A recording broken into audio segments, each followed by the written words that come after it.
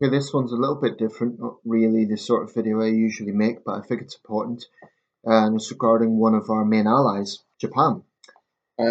Recently, there was a state visit by Emperor Naruhito to Britain, and I think it's a welcome thing because I think the ties with Japan are important. The thing about the G7 is Japan is the sole member that is outside of geographically Western countries. Um, I would certainly be interested in the G7 expanding to be including countries like Australia and South Korea. That's not here or there. Some pictures I'm going to show you from the Times, and I'm just going to read out their editorial. Like the last video, I agree with the editorial, so I'll just read it out. It's Nakahito and his consort, Empress Masako, are Anglophiles apparently. Some good pictures here, very regal. He also visited Oxford, which was his alumni. Apparently, he done a thesis whilst at university on while studying in Britain on Thames water management. So that was his personal interest. Big focus on fish dishes at the banquet, very fancy as you can imagine. Um, Anglophile emperor hailed with bond fame and a fish supper.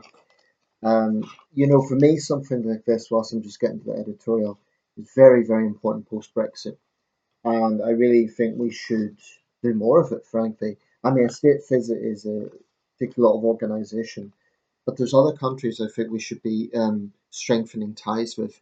South Korea, the Philippines, countries that we have a vested interest in having close ties with. Already quite good relations, but I think we can strengthen them. Anyway, this is the op-ed in the Times. Um, Ever closer allies, the deepening relationship between Britain and Japan benefits both countries. Pomp and pageantry is normal on a state visit, flood infrastructure is not. But then Emperor Naruhito of Japan is, in the best sense, an unusual personality with a particular affinity for Britain.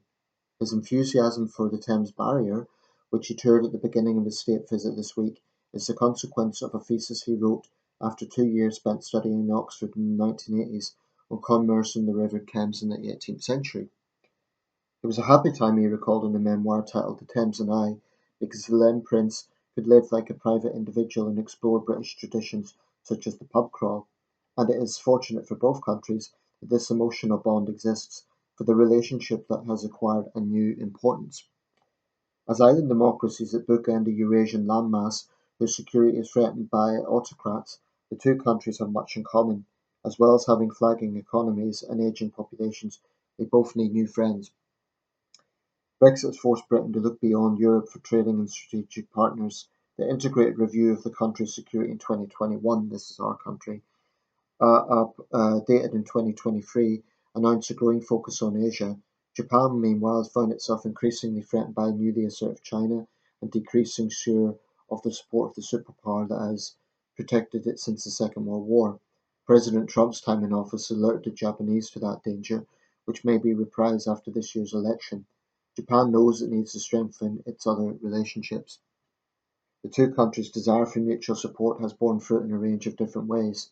The first substantial trade deal that Britain accomplished after Brexit was with Japan. And one has to say it was Liz Truss that deserves some credit for that as Foreign Secretary. Although it's unlikely to have boosted GDP, since it replicated the deal Japan already had with the EU, it was an important signal that Britain was open for business, and the relationship with Japan eased the way to a bigger step, Britain's accession to the big Pan-Asian trading bloc, the Comprehensive and Progressive Agreement for Trans-Pacific Partnership, which will be formalised this year.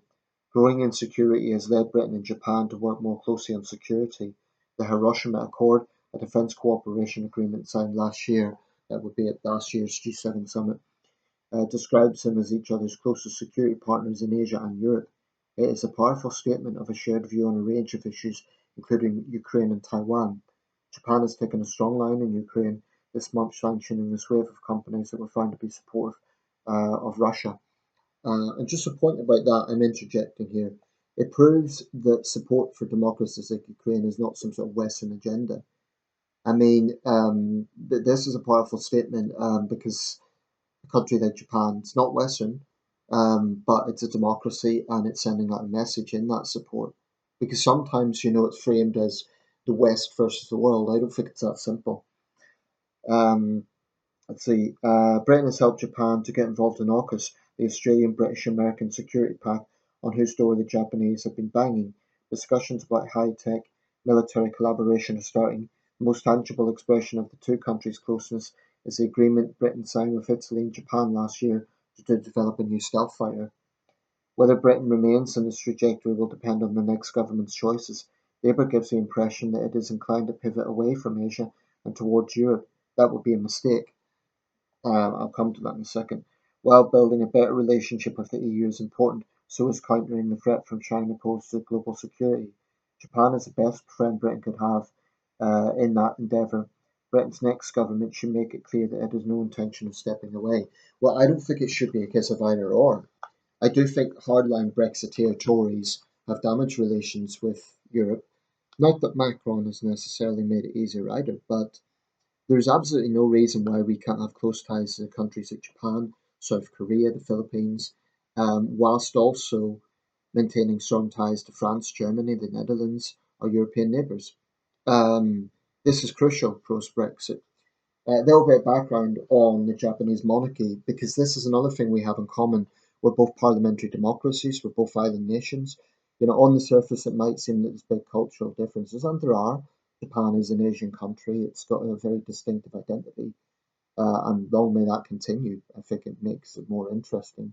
But there is similarities as well. I've long thought that Britain and Japan had that in common, both parliamentary monarchies outside of their respective continents as island nations.